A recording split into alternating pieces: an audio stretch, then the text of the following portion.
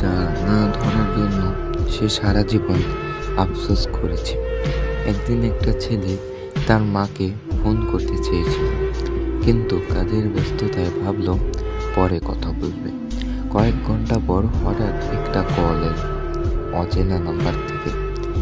ফোনটা ধরতে সে শুনল, আপনার মা অসুস্থ, দ্রুত হাসপাতালে আসুন। ছেলেটা দৌড়ে গেল, কিন্তু তখন অনেক দেরি হয়ে গিয়েছিল। মায়ের ফোনে শেষ কল লিস্টে ছিল তার নাম। সে বসে বসে কাঁদতে লাগলো, কারণ জীবনে কিছু ফোন কল আর কখনো ফিরে আসে না। তাই কখনো কোনো সাধারণ কিছুর কারণে কারো ফোন কাটবেন না। তাহলে আপনি আপনারও প্রিয় জিনিসটা